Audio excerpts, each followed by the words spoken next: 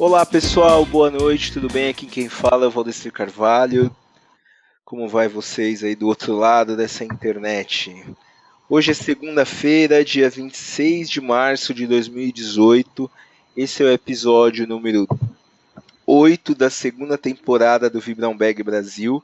E o tema de hoje é AWS 101, os conceitos de AWS. O nosso convidado dessa noite é o Diego Lacatus. É isso mesmo, Diego? Assim que fala seu nome? Isso mesmo. Isso Diego mesmo. Veríssimo Lacatus. Ele vai se apresentar aí.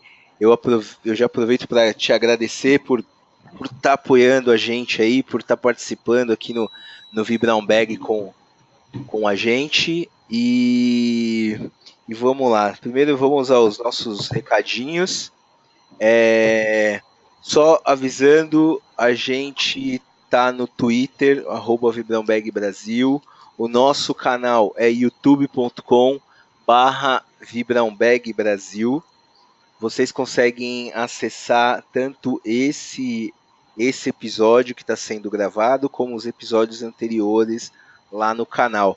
Então acessem lá, assistam os vídeos, curtam, deixem um comentário, assine o canal para você saber sempre quando a gente está postando vídeo novo lá.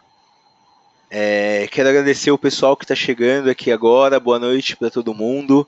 O Fabiano, o Henrique, o Léo, o Marcelo Roveri, Paulo Peloso, Rafael Souza, Thiago Caires. Thiago é lá de Minas, esse eu conheço. Boa noite para todo mundo. Tem um espaço aqui de perguntas, então se vocês tiverem qualquer dúvida, o Diego, vocês escrevam aí na parte, tanto no chat como na parte de questões ali, que eu vou lendo, vou interrompendo ele de tempos em tempos para tirar as dúvidas de vocês, e no final a gente vai fazer uma sessão de QA, para quem ainda tiver aí, quiser participar, eu vou abrir o microfone para todo mundo, aí a gente pode conversar rapidinho no final. Agora eu vou passar a palavra para o Diego, ele vai se apresentar. Diego, eu vou fazer você aqui como apresentador, aí você pode compartilhar a tua tela, ok? Ok.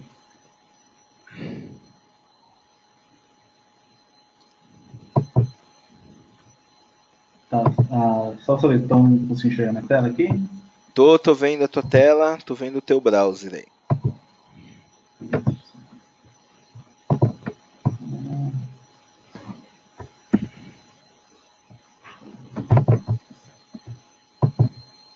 Você conseguir maximizar aí?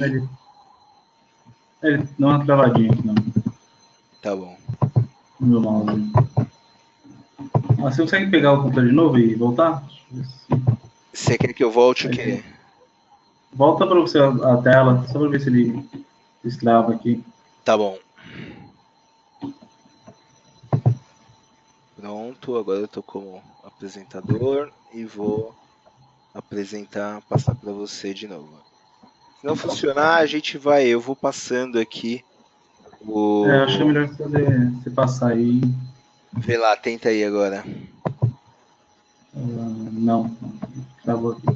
Tá bom, então Assim, passando tela e... Tá legal, eu vou passando a tela, deixa eu só voltar o apresentador para mim. Eu vou apresentar.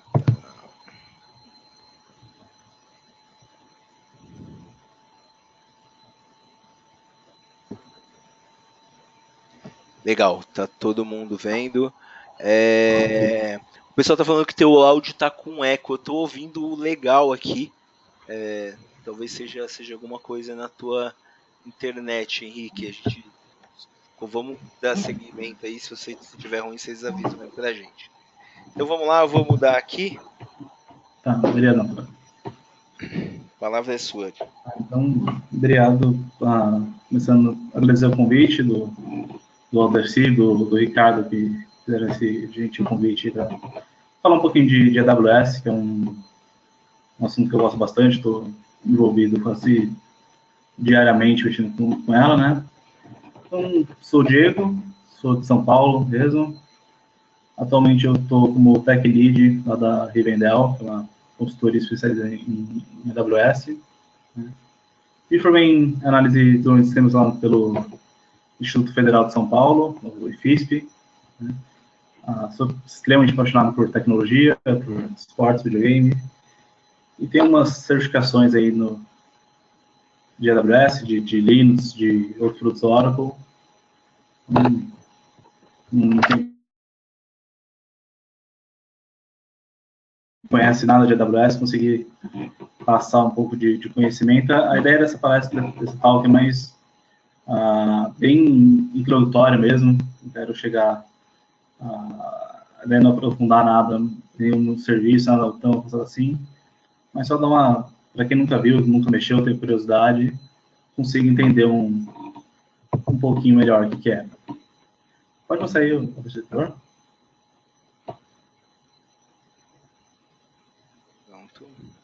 Tá, então a agenda que eu queria falar hoje, uma leve introdução, né, do que é a AWS, passar alguns conceitos básicos, falar de alguns serviços que a gente acaba mais utilizando no dia a dia, né, dentre a grande variedade de serviços que a AWS se oferece, e também falar um pouquinho de segurança, que é um tópico que a gente sempre ouve bastante, né, muita gente questionando se é seguro levar um ambiente de produção para cloud, um ambiente que tenha dados sensíveis, né? Tentar desmistificar algumas coisas. Pode ir, tá? Legal, então, começando. A AWS, ela é líder no mercado de cloud, né? De longe, assim, ela sozinha é maior do que, acho que as próximas 11 concorrentes dela, né? Então, tem 44% do market share, né? Os dados são do final do ano passado, né? E há bastante tempo aí ela lidera lá o quadrante do Gartner, né? Que é bem conceituado pelos executivos, etc. Né? Ela sempre está nessa liderança, embora a gente tenha visto a Microsoft se aproximando rapidamente, né? E agora o Google também está investindo pesado em cloud, mas a AWS ainda é líder, né, por uma margem até bem grande. Se você pegar o quadrante da Gartner para outros serviços, outros produtos, as diferenças entre os líderes normalmente não é tão grande assim quanto a AWS tem. Legal. Realmente, assim, a gente vê aí, quem acompanha esse mercado de cloud realmente está vendo que a Microsoft está vindo com tudo aí, né?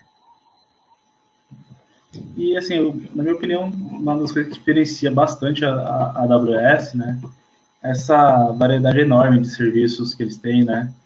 Então, acho que agora está mais em 100 serviços que eles oferecem, né? Essa imagem é um printzinho que eu tirei do painel, né? Então, você vê que você tem serviço para o que você quiser, né? Se você quiser computação, você tem. Se você quiser storage, você tem. Se você quiser fazer a inteligência artificial, você tem. A IoT. Então, isso acaba ajudando a AWS a ter essa liderança, né? Porque ela inova muito rápido, todo ano ela lança uma quantidade enorme de serviços e coisas novas, né? Então, isso faz com que a concorrência tenha que correr cada vez mais rápido para tentar chegar próximo à AWS, né? Embora as outras clouds sabem que são muito boas, né? A Azure é muito boa, a Lua é muito boa, mas a AWS, acho que em termos de gama de serviços, ela é muito maior, né? Abrange uma quantidade de coisas que você pode fazer com a AWS que as outras ainda estão correndo atrás. Legal. Então, quando a gente fala de AWS, a gente está, na maioria das clouds, na verdade, né? A gente sempre usa esse modelo de pay as you go, ou seja, você começa a usar, né? E você vai pagar conforme o seu uso, né? Você não precisa, num cenário de uma TI tradicional, vamos dizer assim, né? Você tem um parque de VMware, você tem que, antes de começar a fazer coisas, tem que comprar máquinas, tem que trocar licenciamento de softwares, então até você começar, você já gastou muito dinheiro, né? e você tem delegação de hardware, tem tudo, essas coisas, né? E na AWS, no cloud, você troca o seu CAPEX, né, por apenas seus custos operacionais, né? Então, se você precisa começar, assim, você precisa ter a lançar um produto para ter um time to market muito curto, né, a cloud, um provedor de cloud vai te dar isso, né? E outra velocidade também, outra questão é, tipo, você consegue ter um ambiente muito elástico e escalável rapidamente, né? Então, se por acaso você tem um site da sua empresa, um sistema da sua empresa, e você anuncia no intervalo comercial da novela das 8, do último capítulo, você vai com o cloud, você consegue absorver essa demanda rapidamente, coisa numa TI tradicional, numa TI baseada em servidores físicos, né? Você teria uma dificuldade maior, você teria que ter um planejamento com muita antecedência, né? Não é que você não tenha que planejar na cloud, né? Você precisa planejar, senão você vai ter indisponibilidade, você vai ter problemas, mas é muito mais rápido para você fazer essas coisas acontecerem, né? E, como eu falei, você consegue fazer um quick start, né? Você consegue começar rapidamente. Não, isso é Beleza, legal. consegue?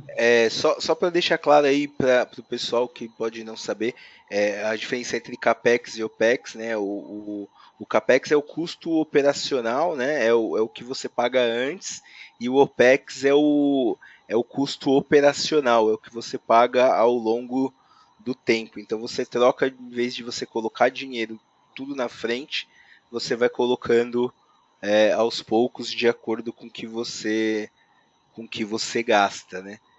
E só complementando aí, eu já passei por uma situação dessa de tem empresa que eu trabalhava, a gente fez um anúncio no Fantástico, no comercial do Fantástico, e a gente ainda não estava em cloud, não tinha, não estava olhando para isso ainda. A gente ficou quase um mês antes provisionando máquina, tunando aplicação, fazendo um monte de coisa.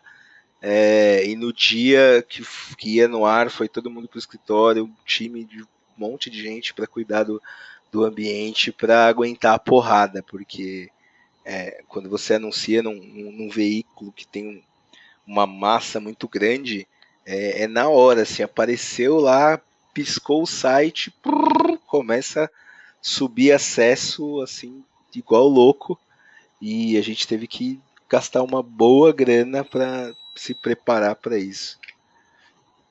E como eu falei, tipo, não no na cloud você não vai se preparar, né? Então, você vai ter uma Black Friday, alguma coisa, você faz um teste de carga, você prepara a sua aplicação, mas você faz esse preparativo, né?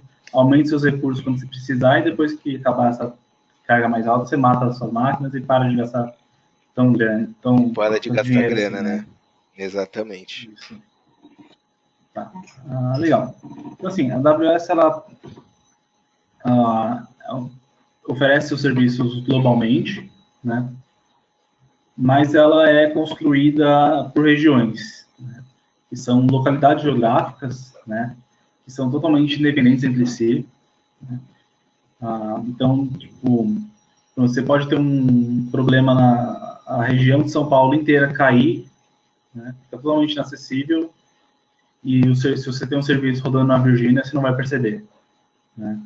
Hoje a AWS tem 18 regiões, se não me engano, e tá sempre em expansão, né? Então, para esse ano ainda lançarem mais umas 3 ou 4 regiões, né, ao longo do globo, que é bastante interessante porque você pode pegar e ter seus recursos, né, espalhados globalmente, você ter seus recursos computacionais mais próximos dos seus usuários, ou então você pensar numa estratégia de DR, né? Você pode ter seu site principal rodando em São Paulo, né? E se der algum problema na região de São Paulo, você migrar para Virgínia em menos de 5 minutos, né? A Netflix, por exemplo, usa bastante essas características, né, de estar espalhado ao longo do globo, e se por acaso eles têm algum problema, eles conseguem fazer o shift do tráfego de um lugar para o outro em menos de 10 minutos, né? Então, quando a AWS cria uma região, né, ela por padrão ela sempre coloca pelo menos 2 zonas de disponibilidade. Pensa nessa zona de disponibilidade como sendo um data center, né? Na verdade, uma zona de disponibilidade pode ter mais de um data center, né? Mas em geral, uma zona de disponibilidade é um data center, né? Então, dentro de uma mesma região, você tem 2 ou 3 ou mais data centers distantes um do outro para evitar que um acontecimento climático derrube os 2 data centers ao mesmo tempo, né? E esses data centers estão interligados para uma rede de alta velocidade, né? Então, quando você cria a sua estrutura, mesmo elas estando em data centers diferentes, né, fisicamente separados, né, a sua latência de rede é super baixa, né? Então, é como se tivesse uma máquina do lado da outra dando um hack. Né? De novo, as zonas de disponibilidade também são independentes, então se uma zona cair, né, se você perde os recursos que estão naquela zona, da outra você não vai ser afetado. Né? Então, sempre tem essa preocupação de você sempre ter alta disponibilidade em tudo, né? Legal. E aqui no Brasil eu tô vendo que tem uma ali, é a de São Paulo, né? Isso, é de São Paulo. Então, em São Paulo a gente tem 3 data centers, né? E aí, lá nos Estados Unidos você tem outras zonas, né? Essas com 6 datas. Esse númerozinho aqui são números de zonas de disponibilidade, né? Ah, legal. Então, lá na Virgínia tem 6 zonas, né? E você vai ver que no Japão você tem uma região aqui com um data center só, mas é um caso muito específico e por padrão você não consegue lançar nada lá, você tem que abrir um chamado no suporte da AWS e falar, eu quero usar essa região. Ah, bacana. Foi feita para ser usada em conjunto a outras regiões que estão ali no Pacífico. Né? Legal. Então, só um exemplo, né? A gente tem a AWS, né, englobando tudo, dentro da AWS tem a região, e dentro das regiões você tem as suas zonas, suas AZs, né, suas zonas de disponibilidade interligadas. Né? Então, você pode ver que uma região totalmente isolada da outra. Pode ir. Tá, então vamos começar a falar dos serviços da AWS, né? Então, a primeira coisa, você vai chegar lá na AWS, cria sua conta, você quer lançar uma instância, uma máquina. A primeira coisa que você vai fazer, né, é ter um VPC, que é um Virtual Private Cloud, né, que, traduzindo, seria o seu data center na AWS. Então, você pode ter seu data center com um range de IPs entre /16 e /28, então um range bem grande aí que você pode escolher. Né? E você cria o seu data center, né, com o tamanho que você quiser, e você vai dividir ele em subnets. Né? E sempre respeitando uma regra que uma subnet sempre está numa zona de disponibilidade. Você não pode ter uma subnet que esteja em 2 zonas. Né? Que a ideia da subnet é ter seus recursos locais ali próximos um do outro, né? Pra diminuir a latência e etc. Né? Só que assim, você tem uma subnet numa zona de disponibilidade, mas uma zona de disponibilidade você pode ter quantas subnets você quiser. Né? O ideal é que você sempre tente espalhar o máximo possível, né? Para que, se por acaso uma zona cair, você consiga... sua aplicação não vai parar de funcionar. Você pode ter o seu tráfego trabalhando em outra zona e às vezes você nem sente que uma zona caiu. É raro, mas pode acontecer, né? E a AWS, por padrão, todos os 5 endereços da sua subnet ela reserva, né? Então, ela vai reservar para uso do roteador, para uso do DNS que ela disponibiliza para você, né? A VPC, ela não suporta nem broadcast, nem multicast, mas a gente consegue burlar essa limitação. Você pode fazer uma rede de overlay usando instâncias. Tem algumas técnicas que a gente pode utilizar, né, para usar esse recurso de rede, mas sim, não é tão recomendável, né?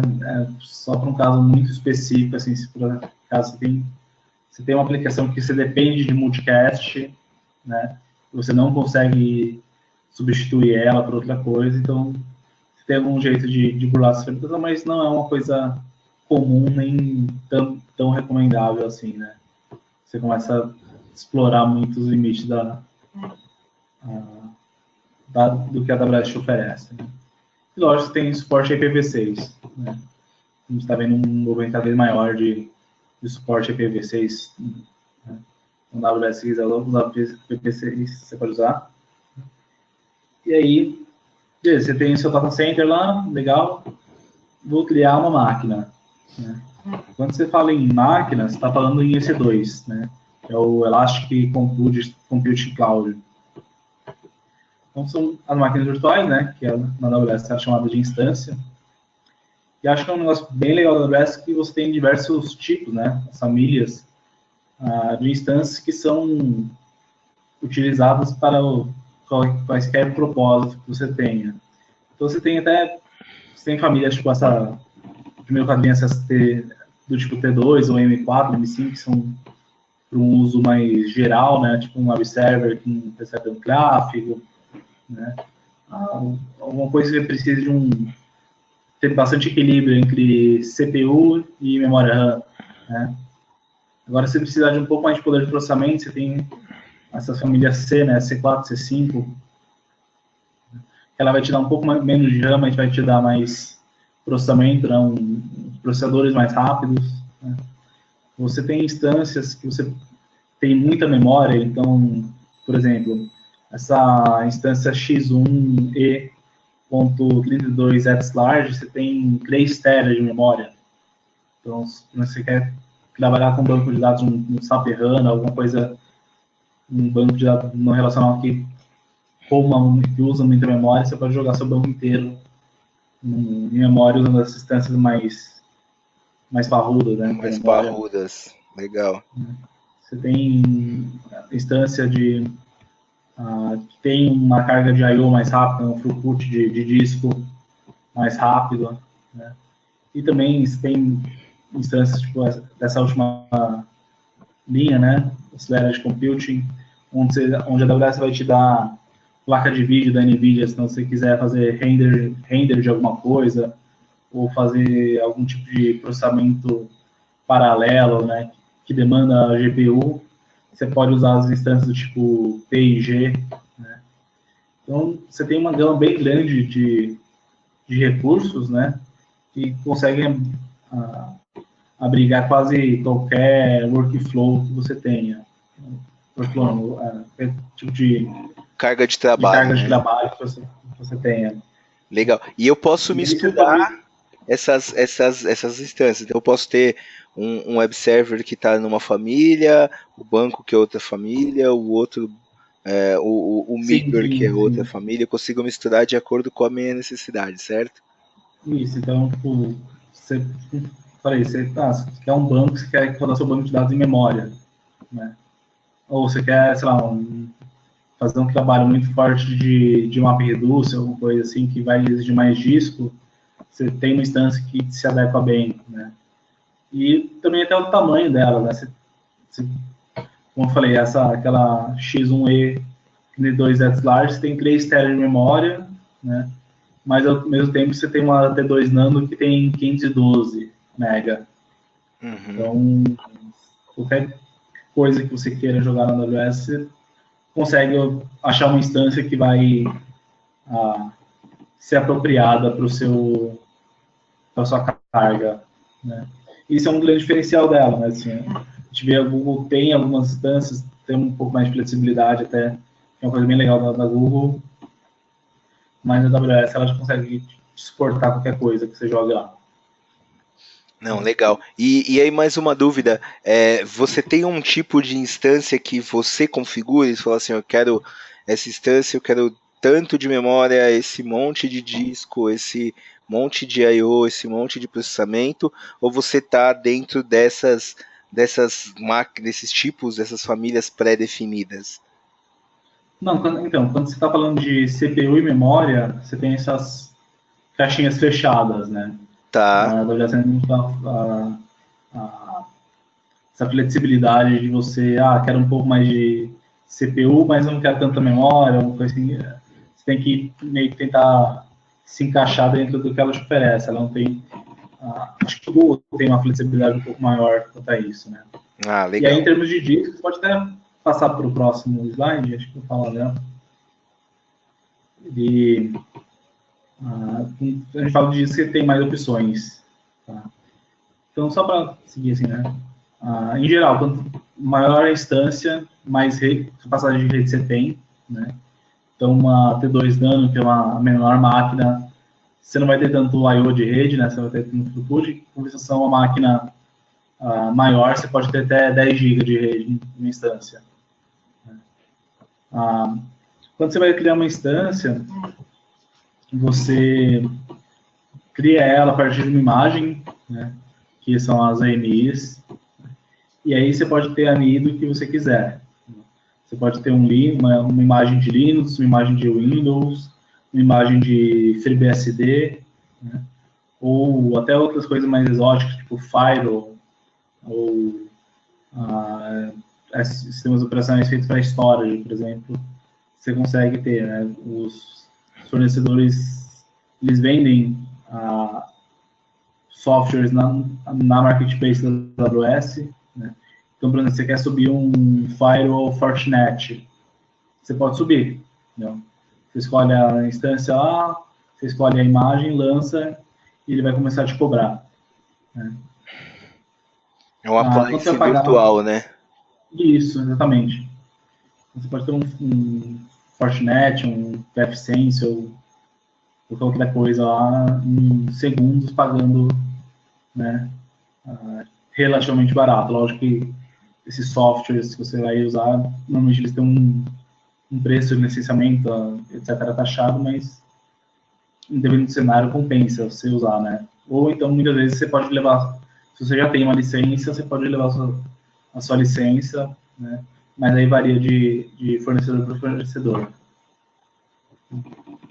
Legal. Quando você vai pagar, você pode pagar via em on-demand, né? Ou seja, tipo, você lança a máquina e aí ela começa a cobrar por segundo, né?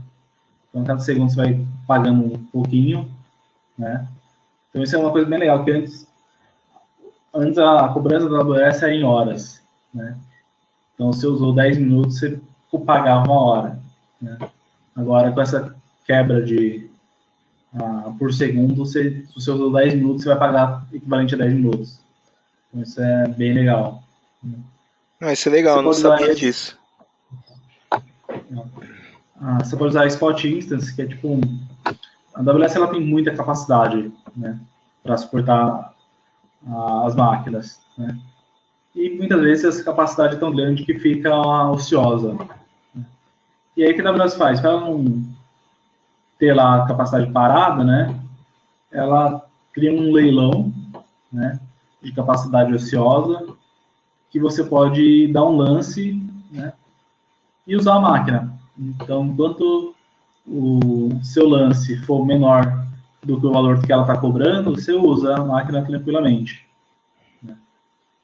Só que assim, a partir do momento que o preço que ela está cobrando for maior que o seu lance, a AWS vai lá e mata a sua máquina quase sem aviso prévio.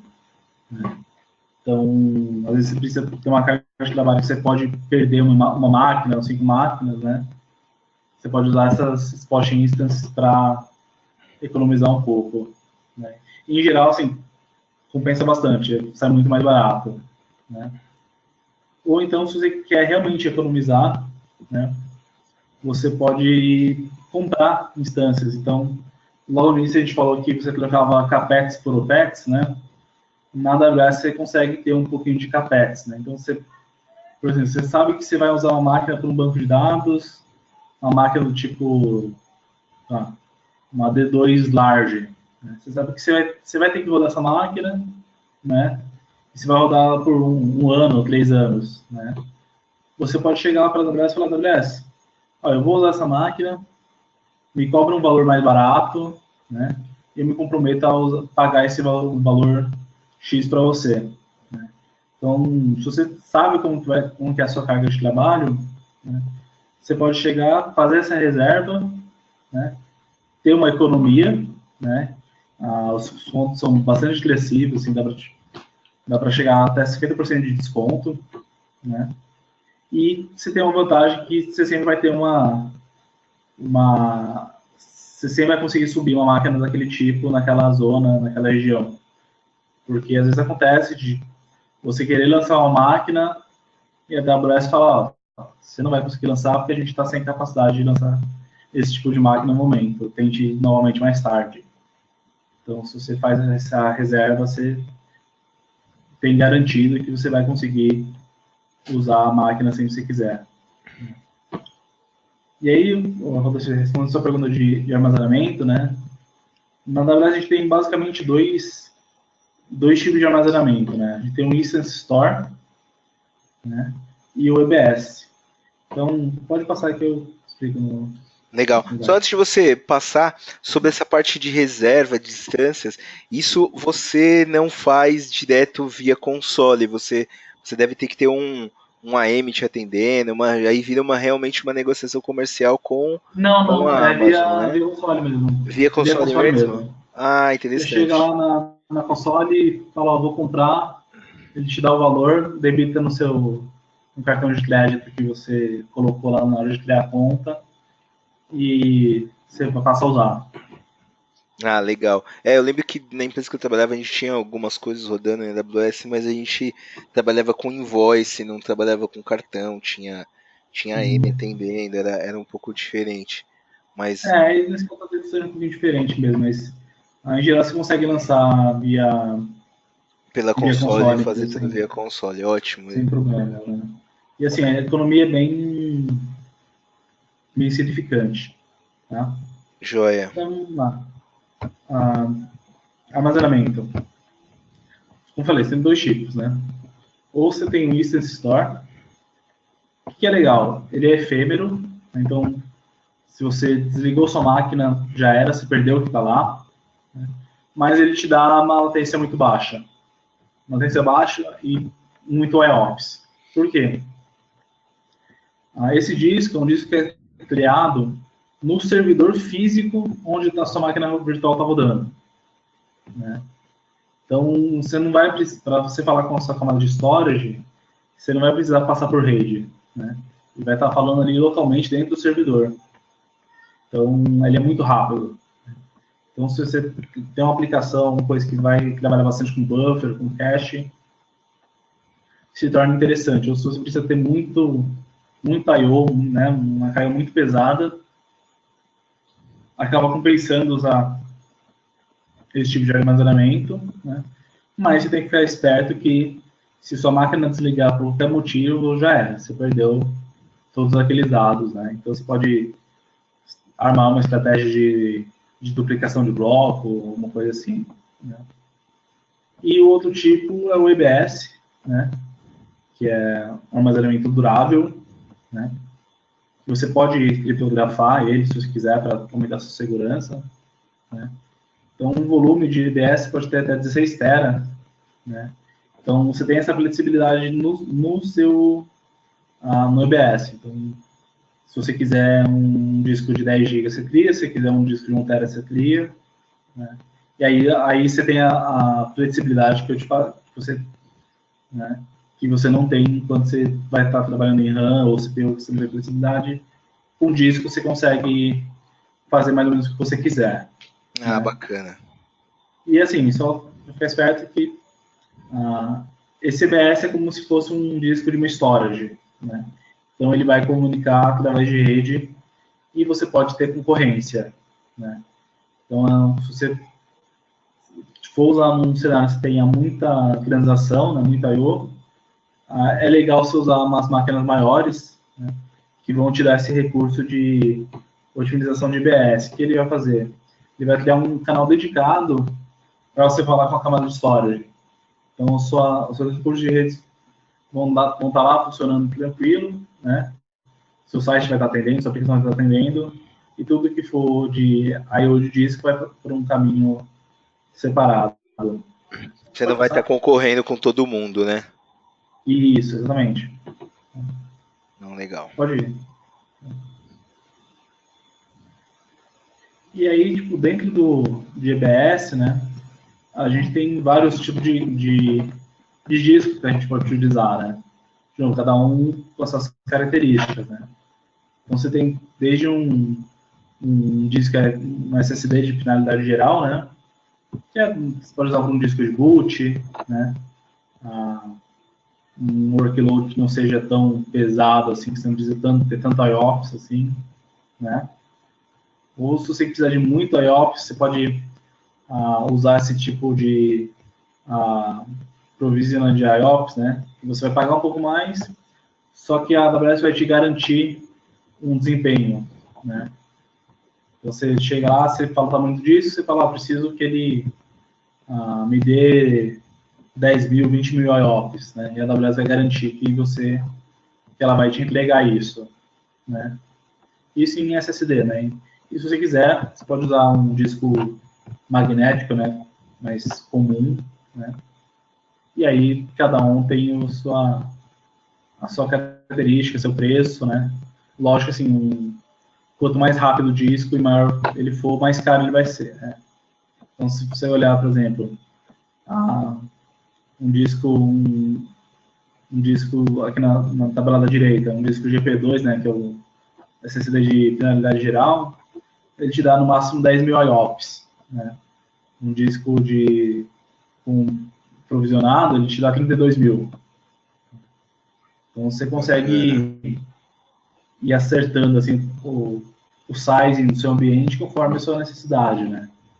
Então isso é muito importante. Se for projetar coisa na AWS, você entender bem o que você precisa, né? Como a sua aplicação se comporta, como o seu sistema se comporta, para você tomar decisões de arquitetura mais inteligentes, né? Então, às vezes, compensa, por exemplo, você ter um disco maior, um SSD GP2, né, maior, do que ter um provisioner de IOPS menor. Né?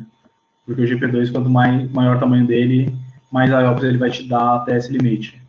Então, é legal, Legal. sempre que você for montar alguma coisa, dá uma estudadinha, né?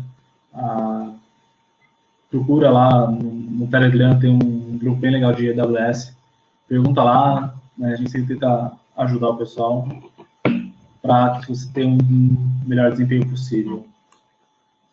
E uma coisa que você falou aí, estamos já puxando o gancho, a AWS tem muita documentação disponível de graça para todo mundo lá. É questão de dar uma procuradinha, você consegue descobrir um monte de coisa, como funciona no detalhe lá, né? Sim, Eu sim. sempre procuro ver, dar uma olhada na documentação dos players com que eu trabalho, e assim, a AWS tem uma documentação que é invejável, assim, tem muita coisa em português, né?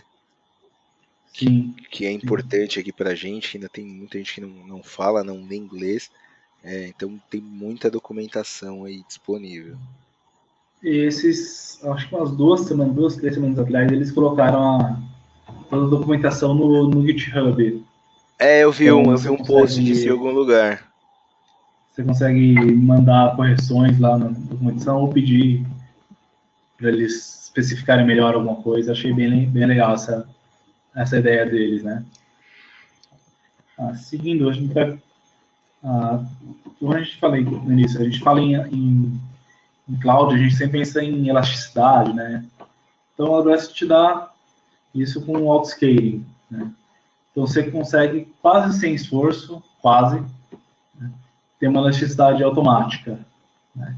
Então, eu posso configurar lá meu autoscaling para, tipo, se meu uso de CPU for maior do que 80% durante 5 minutos, você lança uma instância nova para mim, né?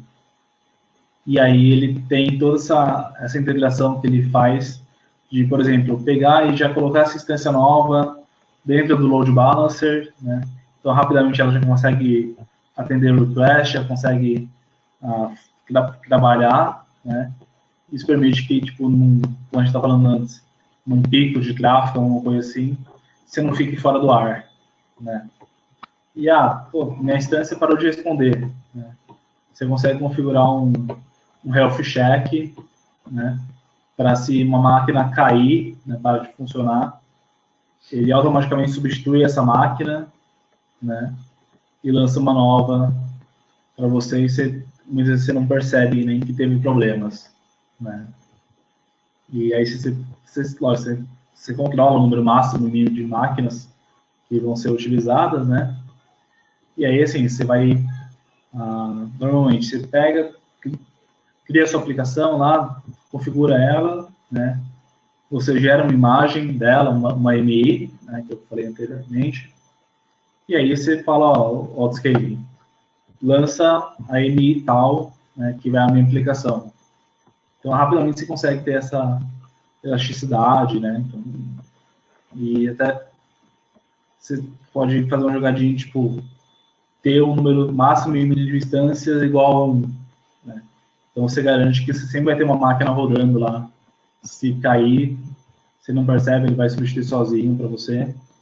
Você tem seu ambiente lá sempre disponível. E o legal é que isso é dado sem custo. Né? Você paga apenas pelos recursos que você está utilizando, mas o autoscale em si não é pago. Legal, mas você precisa ter alguma ferramenta por trás, uma parte de CI, CD, essas coisas, para ele, para orquestrar isso, ou a própria AWS te dá ferramentas para fazer esse auto-scaling? Então, o autoscaling é um serviço mesmo da AWS, né? Tá, Lógico que você pode pegar, por exemplo, se você tem uma pipeline de CI, CD, né? Você pode usar ela para montar uma MI, deixar uma MI pronta lá para você usar, né? Então, por exemplo, eu tenho um cliente que ele faz o deploy da aplicação dele, né? Faz o build, gera uma MI automaticamente pelo Jenkins e deixa pronto lá na hora do deploy para o autoscale lançar essas máquinas. Né? Então, é legal se você tem um processo CI CD, é super importante nos dias de hoje, mas você consegue fazer meio que manualmente, assim, tipo, eu tenho caso que o meu cliente vai lá, coloca código no servidor que ele tem acesso, ele me avisa, eu vou lá, crio uma imagem e substituo manualmente, sabe? Então você tem essa flexibilidade. Né? bacana. S3. O que é S3? É armazenamento de objetos, né? Arquivos. Né? Você pode hospedar site de HTML, um JavaScript, um Node.js, alguma coisa assim. Então, até antes a gente começar a transmitir. Alô, alô, alô?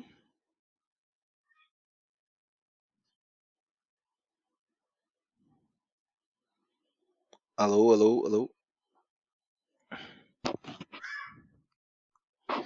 Alô, alô, alô?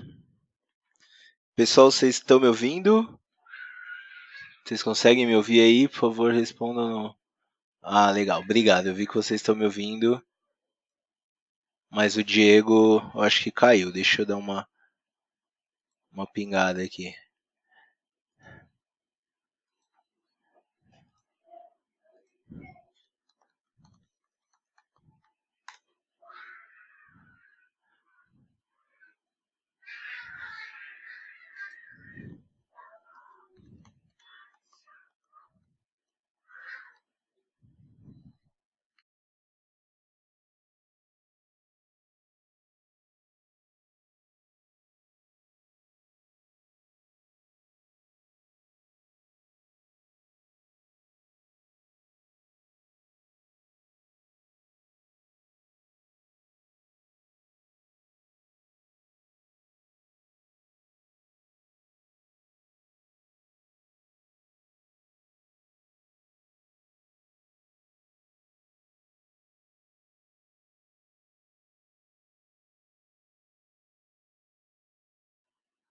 Pessoal, só mais um minuto que o Diego já.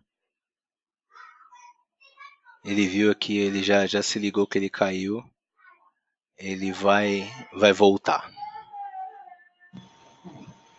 Opa, Opa, Diego, beleza? Desculpa aí. Não, de boa. Todo mundo ouvindo o Diego aí, pessoal? Manda no chat aí, tá todo mundo ouvindo ele? Boa, boa, boa. Vamos continuar. Eu acho que você tinha parado, eu perdi você quando você começou a falar de S3. Tá. Então lá. O S3, como eu falei, né? É baseado em objetos, né? Você vai usar ele para guardar arquivos, né, na sua aplicação, ou de qualquer coisa que você queira guardar, né. Você consegue hospedar sites nele, em HTML ou JavaScript, tipo Node.js ou React, alguma coisa assim, né. Ele escala rapidamente, né, então a AWS é responsável por manter ele no ar, né. Então, você tem o seu site lá, né, em JavaScript, um framework dele, né. Se por acaso muita gente começar a acessar ele, você não precisa ficar se preocupando em criar instância, autoscale, nada. A AWS ela garante para você essa elasticidade, essa escalabilidade sozinha, né? E você tem 3 tipos de armazenamento, né? Para abrigar qualquer tipo de workload que você tenha. Então, o primeiro tipo é o standard, que é o tipo o tradicional do S3. Você vai ter 11 noves de durabilidade e 4 noves de disponibilidade. Então, ele é extremamente disponível ao longo do ano, né? E é extremamente difícil você perder qualquer coisa que você colocar no S3. Então, você fez o upload de qualquer coisa para o S3, ele retornou 200 para você, né?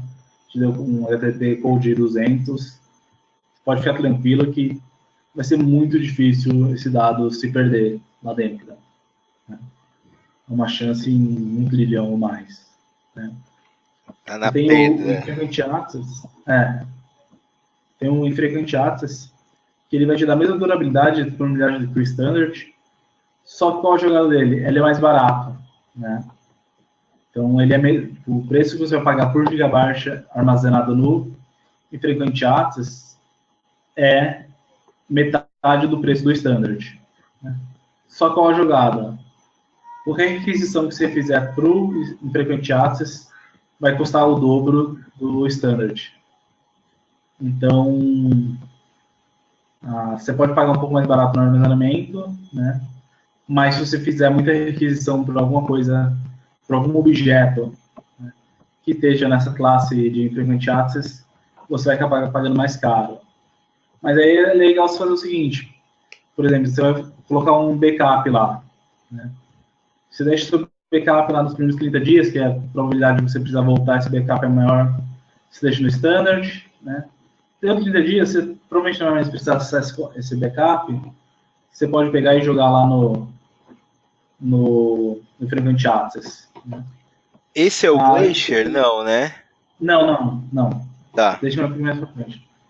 E redundância reduzida, né? Você vai ter menos disponibilidade, menos durabilidade, mas o seu custo também é mais baixo. Então, você pode ir brincando aí, né, onde jogar seus objetos, seus dados, para comportar o que você precisa e o seu bolso também. Pode passar? Vou acelerar um pouquinho, tá? Não, legal. Então, você pode criar, falei, header lifecycle, né? Então, passar de uma classe para o outro, né? Você pode acessar via API, via console, via CLI, né? Ele integra muito bem com outros serviços, né? E é um serviço global, então, naquela história que eu falei de regiões e tal, né? O S3, ele é um serviço global, ele é disparado em todas as regiões, né? Mas os buckets são regionais. Então, você cria um em São Paulo, você cria um na Virgínia, um em Tóquio, né? E muda um pouquinho o valor por causa disso. Pode ir.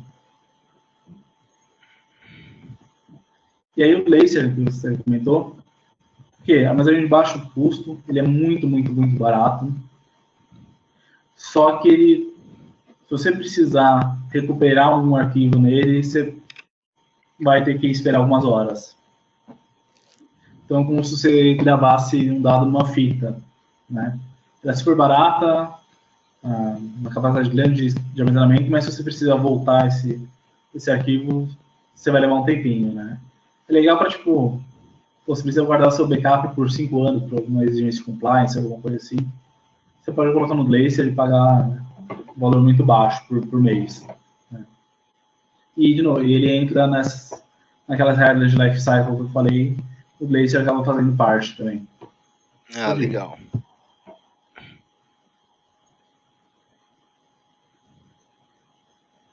CloudFront é a CDN da AWS, né? Então ela tem 100 pontos de presença, então ao redor do globo você tem 100 pontos que a AWS disponibiliza esse serviço para você, então eu sei que em Então, São Paulo CDN tem um, no Rio mesmo? tem outro, é uma CDN. Né? Não, mas o que é Você um pode CDN? ter Content Delivery Network, né? Então a ideia é você ter o seu conteúdo, né, mais próximo dos seus usuários, né? Então você pode, por exemplo, ter seu servidor rodando lá na Virgínia, né, meio longe do Brasil, né, mas com uma CDN, com CloudFront, você pode ter seus usuários acessando como se estivesse do lado da casa deles, né? Então, Conteúdo acaba estático, sediando né? bastante. Isso.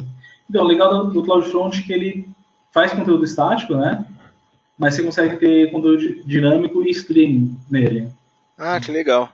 Então, ele não fica preso, né? Você consegue parametrizar o CloudFront para responder, sei lá, PHP ou algum tipo de conteúdo dinâmico, ele vai te atender também bem legal. Tem suporte a vários protocolos, né? Ele é mais barato que o S3, então, como eu falei, o S3 você pode hospedar um site, né? Só que a revisão no S3 é um pouquinho mais cara. Né? Então, você pode colocar o seu site no S3, colocar o CloudFront na frente do seu site, né? E aí você vai ter uma economia. Né? Você pode ter HTTPS, né? Então, se você quiser ter comunicação segura, você pode ter, né? De ponta a ponta. Né? E você pode restringir o acesso, né, pela localização. Então, sei lá, você não quer que ninguém da China tenha acesso ao seu conteúdo, por motivo. Você pode criar lá uma regra de um blacklist e falar que IPs da China não vão acessar o meu site, o meu conteúdo. Bom, Legal.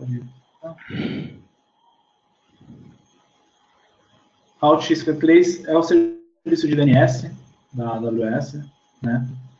É o único serviço que ela fala que te garante 100% de disponibilidade. Né? Nenhum outro serviço ela te dá isso, ela te dá número de 4 9, 5 9, mas o Route ela garante que ele nunca vai cair. Né? Você pode criar uma zona pública ou uma zona privada. Né? Zona pública qualquer um resolve, né? Você não pode consultar. E uma zona privada fica restrita ao seu VPC, né? Ou aos seus VPC, se você quiser. Né? Então, como tem aquela história, né? Você tem o seu DNS interno e externo, né? Pode fazer a mesma coisa aqui no Route.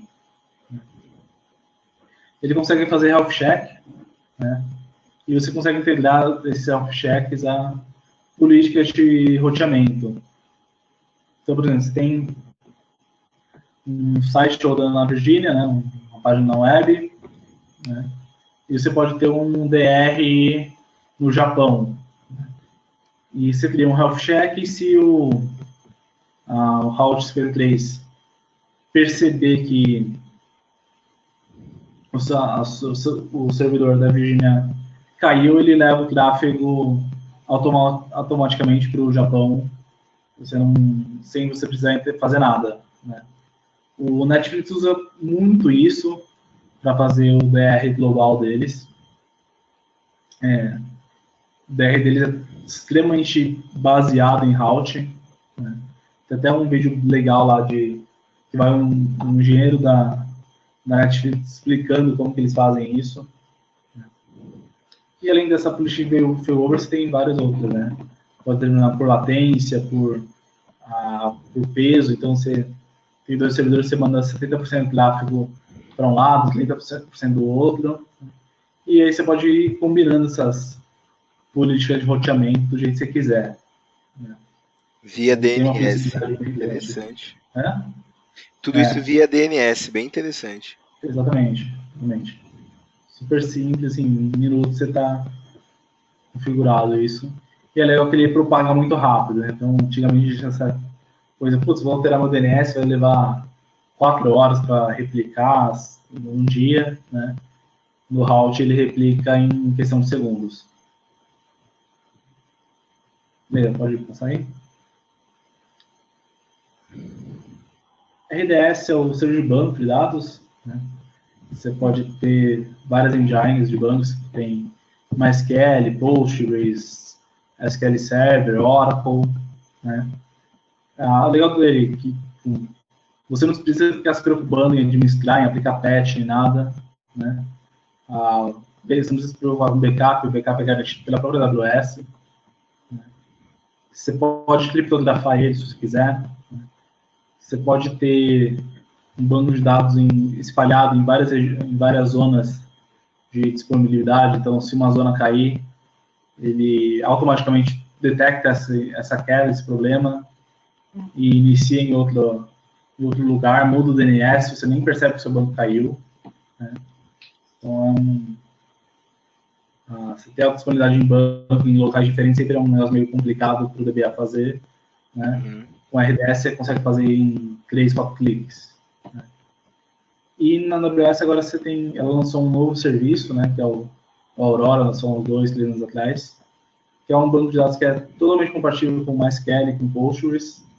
Ou seja, você pode usar esse Aurora, que é uma engine de banco de dados da AWS, que é totalmente compatível, você usa sem alterar nada no seu código. Né? Você consegue fazer multimaster nele, né? Então, normalmente quando você vai fazer um banco de dados multi-AZ, né, você tem o seu master e uma instância standby, né? Aqui você consegue ter multimaster, né? É bem interessante. Ele vai te dar mais throughput que o MySQL e o Postgres, né? Então, se você pega um MySQL numa máquina e compara com a Aurora numa máquina do mesmo tamanho, o Aurora vai ser muito mais rápido, de 5 a 10 vezes mais rápido. Né?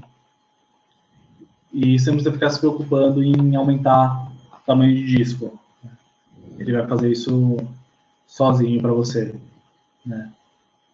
Pode ir.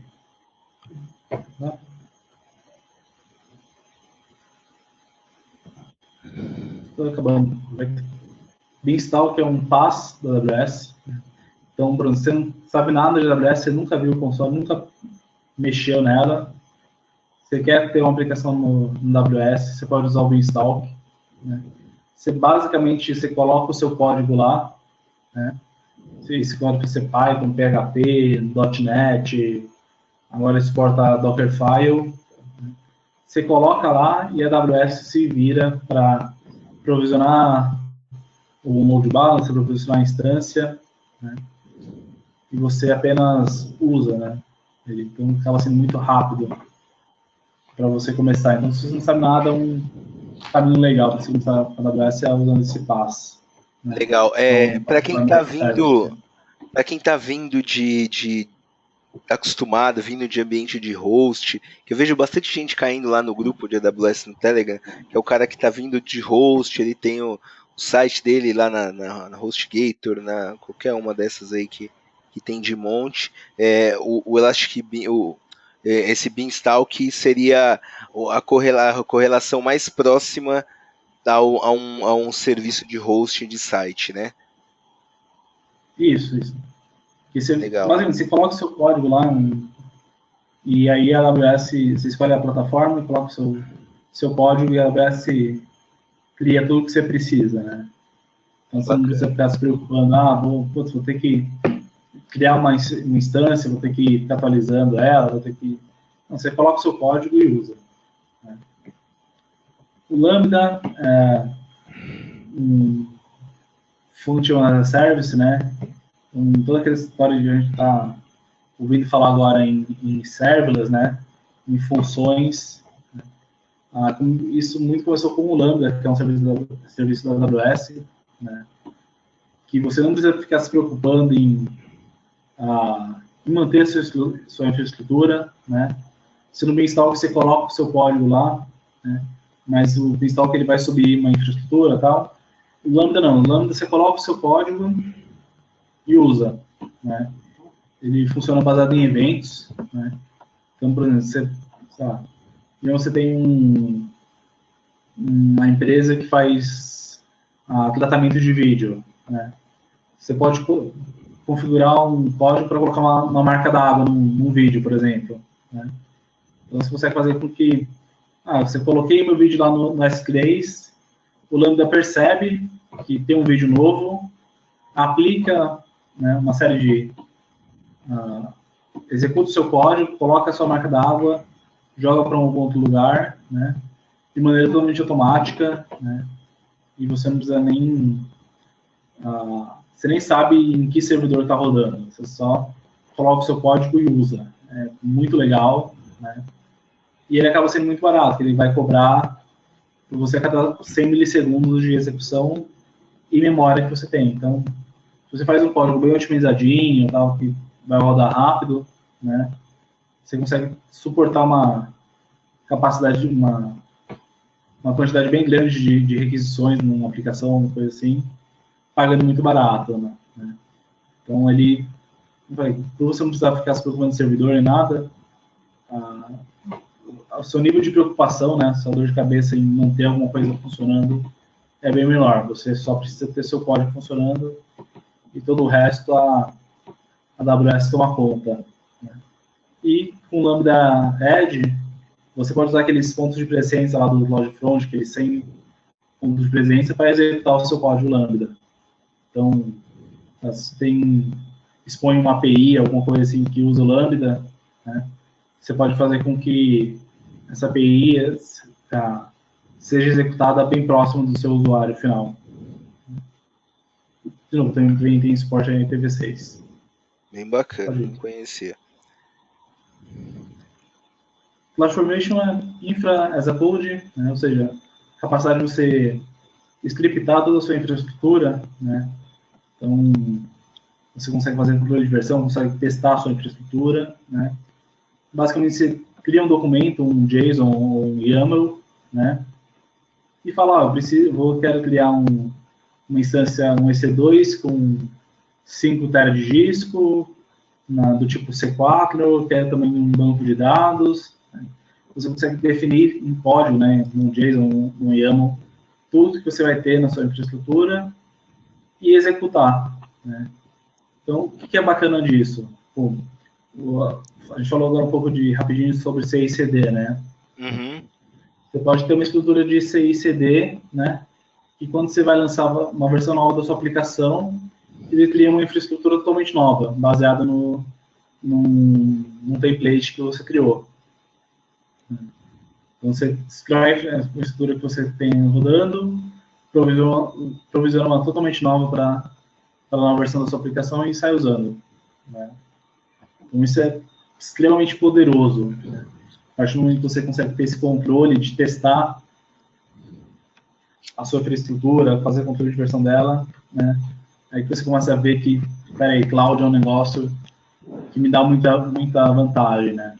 E você ficar gerenciando pelo console e tal, não é tão legal, né? Agora, a partir do momento que você consegue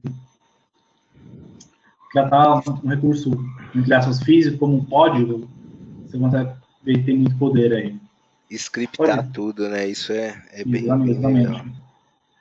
Exatamente. E aí, se a gente fala de cloud, né? Quando você vai falar sobre cloud, principalmente em empresas mais tradicionais, né? Um negócio que sempre eles perguntam é, tá, legal, cloud é barato, vou escalar maravilhosamente bem, né? Vou reduzir meus gastos, mas e minha segurança? Como fica, né? Quem garante a minha segurança na nuvem, né? No AWS? Né? Então, assim, a AWS trabalha com um modelo de responsabilidade compartilhada, ou seja, você e a AWS são responsáveis pela segurança. Tá? Então, a AWS ela vai ser responsável pela segurança da cloud, da nuvem. Ou seja, ela vai cuidar de fazer patch nos sistemas operacionais dos servidores que ela roda, vai garantir a estrutura de firewall, vai garantir que você não consiga ver o tráfego de rede de outro usuário, nem que vejam o seu, né? Mas você é responsável pela segurança de tudo que você coloca na cloud, né? Ou seja, quando você tem uma instância ela rodando na AWS, né? Quem é responsável por manter essa instância atualizada, com os patches de segurança aplicados, boas práticas, é você, né? A AWS ela tenta te garantir que não vão atacar a sua instância através da infraestrutura dela, né? Ou ela vai garantir que ninguém consiga chegar lá no data center onde a sua máquina virtual está rodando, puxar um HD e roubar seus dados, né? Então, tem esse modelo, assim, os dois lados, as duas pessoas, as duas partes, né, são responsáveis por manter o seu ambiente seguro. E a AWS ela toma bastante cuidado com segurança. Então, sempre você vai fazer qualquer treinamento, qualquer coisa assim na AWS, eles falam, pô, segurança é nossa prioridade zero, né? Eles não procuram não fazer nada, colocar nada em produção que não seja absolutamente seguro, segundo os padrões deles, né? Legal. E aí eles têm várias certificações de segurança, né? PCI, HIPAA, né? SOCs, todas as outras que você queira, que você precise, né? Mas lógico, sei lá, vou processar cartão de crédito, né? Não adianta a AWS ter a certificação dela se você não faz a sua aplicação, a sua infraestrutura também seguindo as práticas da PCI, né? Na AWS você consegue ter uma granularidade bem grande de recursos, né, de políticas de acesso. Ou seja, eu sou o administrador sênior, né, na minha conta. Então eu posso ter poder total, posso criar máquina, posso excluir, posso, né, fazer o que eu quiser. Agora o meu estagiário, se eu quiser, pô, estagiário começando agora, né, não vou dar tanto poder para ele assim. Então eu posso deixar que ele consiga parar máquinas apenas no ambiente de dev, ele não vai poder fazer nada no ambiente de produção, né. Meu cara, o responsável pelo financeiro da minha empresa, ele precisa ter acesso à parte de billing, né, ver quanto está gastando, né, ver quem está gastando mais, mas ele não precisa ter acesso a controlar uma máquina, conseguir parar, né. Então você consegue ter uma granularidade bem grande do nível de acesso, né? Então você pode basear por horário, por IP, você pode falar, o IP tal pode acessar as máquinas XYZ, né, pode parar elas, mas não pode parar as outras. Então, você tem uma granularidade bem legal, né? E assim, sempre que você for dar algum acesso, você tem que explicitamente liberar esse acesso, né? Todo o resto, por padrão, ele nega, né? Você consegue fazer controle de chave de criptografia pelo KMS, né? Então, eu falei, você pode, eu falei antes, você pode criptografar o seu RDS, seu EBS, né, seu disco do EBS, né? E você pode fazer gerenciamento através do KMS, né, que é o Key Management Service. Então, você cria suas chaves, ou você pega chaves existentes e coloca lá dentro, né? E a AWS vai te ajudar a fazer a gerir essas chaves, né, de criptografia. Você consegue pegar e auditar tudo que é realizado na sua conta. Então, do nada, meu banco de dados de produção sumiu, alguém deletou, né? Você consegue chegar lá, né, no CloudTrail, que é um serviço da AWS, e saber exatamente quem fez a ação, quando, né? Até para se responsabilizar uma pessoa, ou se acontecer alguma coisa estranha na sua conta, você conseguir identificar, né, de onde veio o ataque, por exemplo. Mas nada disso é válido se você relaxar e expor suas credenciais na sua aplicação, né? Então, por exemplo, se você precisa que sua aplicação tenha acesso ao S3, você consegue fazer com que ela tenha esse acesso de maneira segura. Sabe? Não é uma boa prática você pegar e colocar a sua chave de acesso dentro da sua aplicação. Né? Aliás, quanto a isso, vira e mexe a gente vê que tem pessoas que estão lá desenvolvendo código, vai dar um git commit, git push, quando vai ver está expôs a chave da AWS no GitHub, né? A AWS ela fica monitorando o GitHub continuamente para e se ela perceber que tem alguma chave que vazou, ela automaticamente avisa o proprietário da chave, né? Então, se a chave está exposta em tal lugar, né? Rotacione o mais rápido possível. Né? Então, eu cheguei a fazer um teste uma vez, eu criei um usuário que não tinha acesso a nada na minha conta pessoal e expus lá, intencionalmente, a chave de acesso, né? E em 1 hora, quase 2 horas, a AWS me mandou um e-mail falando, você expôs suas chaves, vou invadir sua conta. Então, fica esperto, né? Te protege um pouquinho. Legal, eu já vi bastante disso mesmo, de chave vazando no GitHub. Tem até, eu sei que a AWS monitora e também tem os caras do mal aí que ficam monitorando também, né? Tem que tomar uma corrida, né? Mesmo. Você pode ter a sorte da AWS pegar primeiro e te avisar e você tomar ação antes que alguém o faça por você, né? E, assim, você consegue criptografar dados, né, no AWS, no RDS. No S3 você pode usar a criptografia, se você quiser. Né? E no final do ano passado a AWS lançou um serviço novo, que é bem legal, que é o MASSI. Né? Então, vira e mexe, a gente vê que na empresa XPTO deixou vazar os dados dos seus usuários, porque colocou num bucket que tinha permissão de leitura para todo mundo, né? Então, esse serviço ele monitora os buckets que você especifica, né?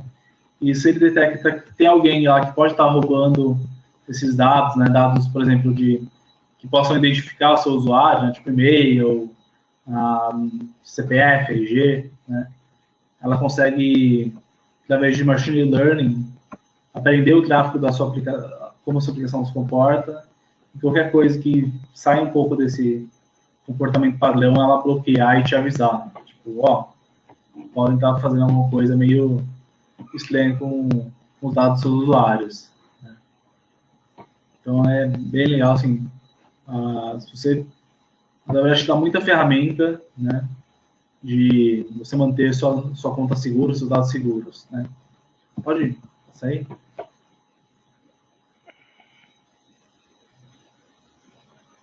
E tem mais outra coisa, né? Você pode restringir acesso às suas instâncias, né? Através dos security groups, né? Que são como se fosse um firewall em nível de instância, né?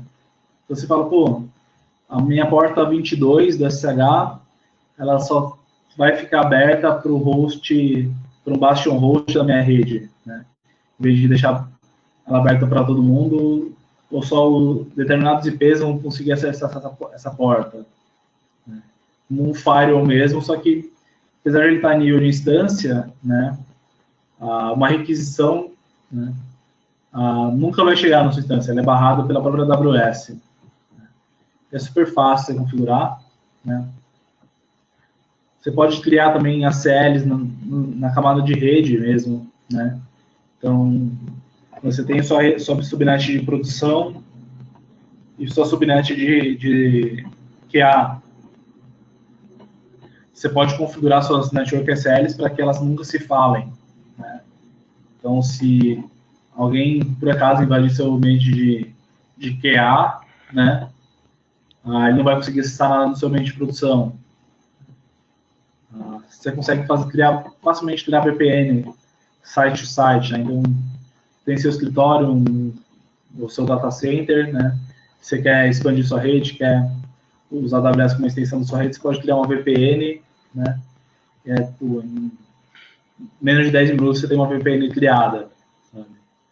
ou até se você usa PFSense, ele tem um pluginzinho lá, bem legal. Você coloca as suas credenciais do AWS lá, ele cria tudo para você, você não precisa fazer nada. Você coloca credencial, fala onde você quer criar VPN, ele cria sozinho para você. Né? Pô, que Estabelece bacana rota, isso. tudo. É bem, por exemplo, você usa um switch Cisco, um router Cisco, um firewall Cisco, né? Ele te tem já configurações prontas para você usar. Então, o cara cuida de redes da sua empresa, né? Pode nunca ter mexido em AWS, nem sabe direito o que a AWS é. Você monta a VPN lá, entrega um TXT para ele, o TXT é bem passo a passo. Tipo, clica em tal lugar, coloca tal informação, pronto. Sabe? Cara, esse nunca ter mexido em AWS, ele consegue criar uma VPN. Se ele conhece o Firewall, ele segue passo a passo, consegue fazer a VPN pronta. E algumas ferramentas para você manter a segurança do seu ambiente, né? Você tem o Prowler, que é um projetinho open source lá no GitHub, que é muito legal. Você roda ele, né, passando algumas informações da conta, e ele gera um relatório, que pode ser em HTML, se você quiser. Né? E ele fala, ó, o bucket XPTO está com acesso de escrita para qualquer um. Ou, você está liberando acesso à porta do SSH para o mundo inteiro. Né? Ele tem uma série de checks que ele faz, né, e te dá recomendações para você melhorar a segurança da sua conta. Né? Rotacionando a chave, um bucket está aberto, porta aberta no mundo. Né? Super fácil, assim, 3 minutos você baixa, faz um git clone desse repositório e começa a usar. Né? E se você quer um negócio mais enterprise e bem pago, você pode usar esse Dome9, que é muito legal, assim, a gente dá uma visão fantástica da sua estrutura, da sua rede, né? Então, ele consegue analisar a fundo a sua estrutura, né? E te dar recomendações e até tomar ações instantâneas, né? Mas é meio caro. Né? Então, para o Enterprise, às vezes compensa você ter esse também. E a AWS também ela te dá uma ferramentinha que é o Cleansing Advisor, que você pode ter algumas recomendações de segurança ali de graça. De novo, manter uma infra cloud segura é possível, você só tem que tomar bastante cuidado de como você vai ter suas políticas de segurança, política de acesso, né? Mas se você arquitetar bem, pensar bem, você consegue ter um ambiente bastante seguro. Né? E para encerrar, que eu já falei bastante, né? Não, tá bacana. A mitigação de DDoS, né? Então, cada vez mais a gente vê, né, que os ataques de DDoS estão ficando cada vez maiores, né? Acho que semana passada, retrasada, teve um ataque recorde contra o GitHub, né? Infelizmente é um cenário que a gente tem que tá pronto para absorver, né? E minimizar o impacto que isso pode ter, né, na nossa infraestrutura. E até curioso, hoje mesmo um cliente meu sofreu um DDoS, pequeno DDoS, a gente conseguiu, através de coisas que estão nesse slide, minimizar o impacto, né? Então, assim, em geral, os ataques de DDoS, eles são de pequena duração, né? Então, a menos que alguém realmente queira te derrubar, né? Em geral, a pessoa não vai ficar gastando muito tempo tentando te derrubar. Ela vai tentar te bater lá no seu servidor por 5, 10, 15 minutos, né? Ou ela derruba ou ela desiste, né? Exatamente. Então, o que você pode fazer para, né, para segurar isso? Primeira coisa, escalar o seu ambiente. Né? Com a AWS, torna muito fácil você escalar o ambiente, você pode pegar e... legal, você está me atacando, eu vou subir 10 máquinas aqui e vamos ver se você consegue me impactar, né? Então, ter essa velocidade de aumentar o seu ambiente para segurar uma carga de, né, um ataque ou uma carga válida é bem legal, bem importante, né? você pode também, uma boa recomendação é fazer, atacar em AWS e não a sua infraestrutura, né? Então, você usar para um CloudFront, né? Ou se você tem um site, colocar o front-end lá no S3, que é altamente escalável, né? Bom, você derrubar um servidor é simples, né? Se você estiver motivado, você consegue fazer isso, né? Mas agora, você conseguir atacar e derrubar a AWS é um pouquinho mais complicado, né? Então, por exemplo, hoje eu comentei, a gente teve um cliente meu que começou a reportar que estava usando muita CPU, um servidor dele lá. A gente começou a analisar e falou, pô, isso aqui está parecendo um ataquezinho, né? Beleza. A gente tem CloudFront lá na frente do site dele. A gente só identificou a URL que ele estava batendo, criou uma regrinha lá no nosso WAF, né, no Web Application Firewall, que é um serviço que a AWS oferece, né? Identifiquei o ataque, coloquei lá a regra no firewall e falei, cara, beleza, taca aí, tenta derrubar a AWS. Se você conseguir, parabéns. Né? Merece, né? Né? Você Se você merece. conseguir derrubar, merece. Então, um ataque que poderia dar uma dor de cabeça, né? Foi muito fácil a gente se proteger, né? E foi legal que, assim, legal, né? A gente viu que ele começou a bater umas URLs, a gente foi bloqueando, né? E aí a gente chegou uma hora que a gente viu que a pessoa estava fazendo um pequeno DDoS para distrair nossa atenção, né? E tentar pegar a lista de usuários lá no etc BaseWD, do servidor Linux, né?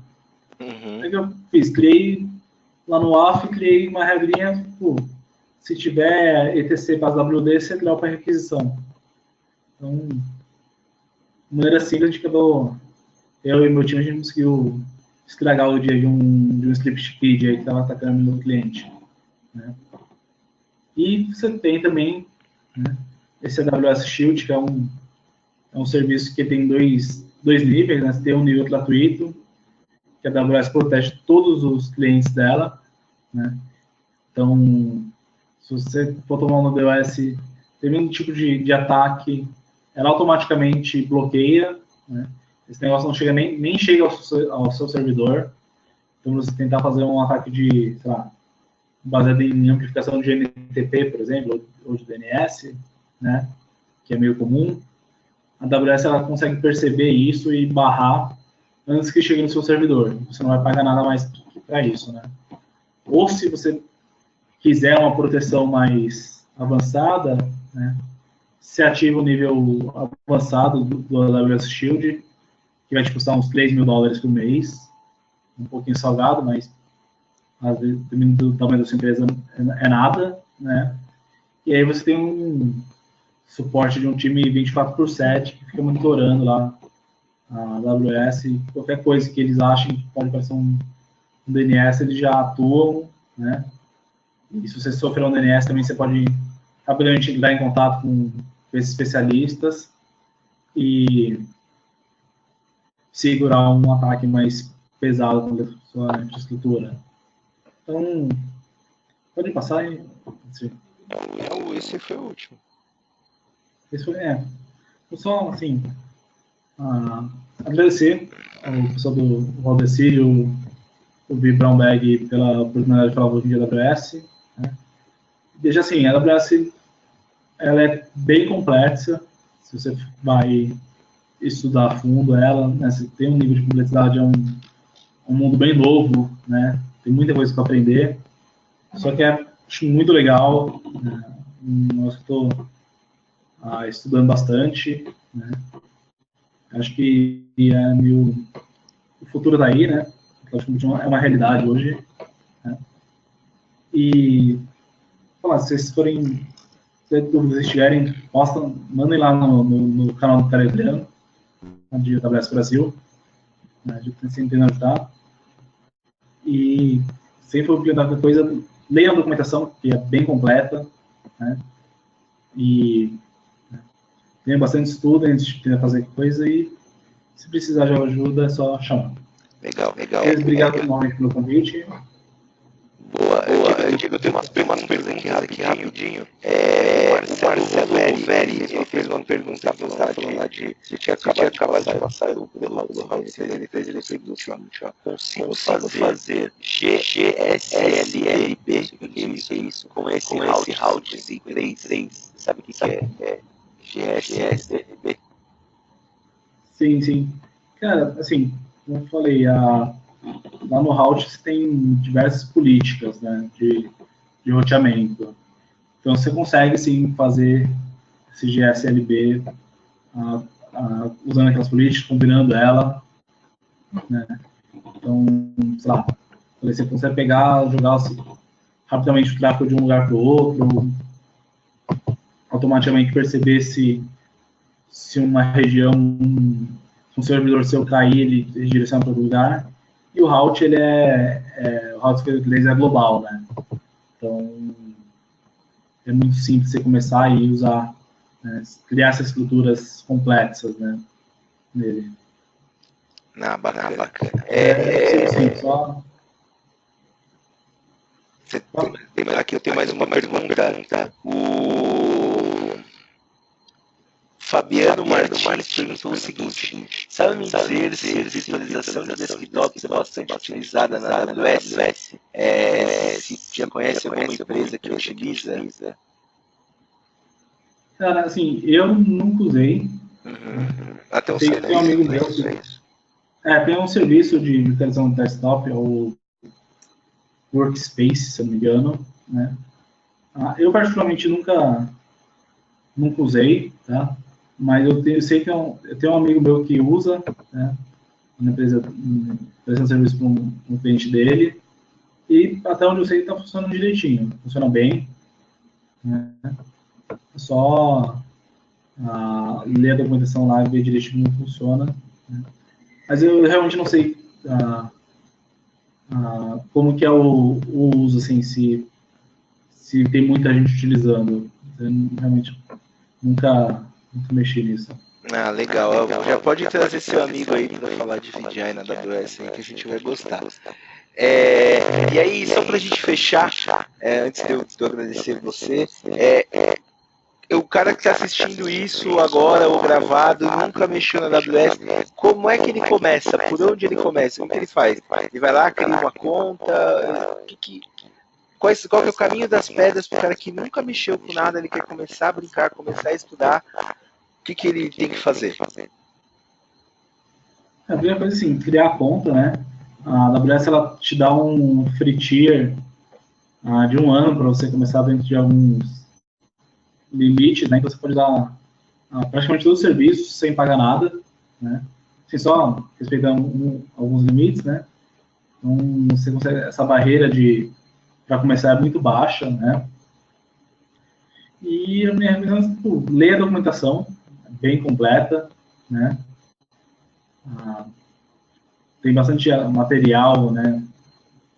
White paper, vídeos no YouTube, pessoal falando sobre a AWS. Né? Como eu falei, a gente tem aqui no Brasil o canal lá do Telegram, que é bastante ativo, tem bastante gente que se dispõe a responder qualquer dúvida que você tiver. Né? Boa, em termos de treinamento, assim, acho que o material mais clássico que a gente tem é o Cloud Guru, né? Tem um material de treinamento muito bom lá. Né? Mas, se for começar, cara, cria a conta e tenta fazer alguma coisa, tenta subir uma instância, tenta colocar uma aplicaçãozinha lá para rodar com o banco de dados. Né? E você não tem barreira para começar, é só criar a conta e usar. Né? E aí, tentando se virar lá na medida do possível. Legal. Então é isso. Bom, pessoal, Diego, de novo, muito obrigado aí pela tua participação. Obrigado mesmo pelo teu tempo. A gente estourou um pouquinho aqui, mas o papo tava super bom, o pessoal tava participando. Eu agradeço todo mundo que participou aí, que esteve ao vivo com a gente. Se tiver, a gente vai fechar agora aqui a nossa apresentação de hoje, mas eu agradeço todo mundo que participou, que ficou até o fim, que teve que sair. E se você estiver assistindo isso gravado e gostou do vídeo, curta, compartilhe com seus amigos, deixe o feedback pra gente do que você achou. Se você tiver pergunta, coloca lá que depois eu repasso. A gente falou sobre o link, sobre o Telegram.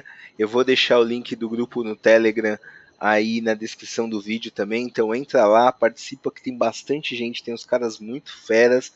Eu não sou tão ativo lá, eu fico meio sapeando, mas eu sei que o pessoal lá é bastante fera, eu vejo eles ajudarem bastante. Então é isso, pessoal, boa noite, muito obrigado pela tua participação, e as portas do Vibambag estão abertas para você de novo, quando você quiser vir fazer um mais avançado. É só aparecer. E você também que estiver assistindo, se quiser vir participar do Vibambag, é só entrar em contato com a gente. Todo mundo tem alguma coisa para falar, seja do básico, do avançado. A gente aqui estamos de portas abertas para vocês. A gente faz isso que é para vocês, para a comunidade. Então é isso, pessoal. Boa noite. Até o próximo.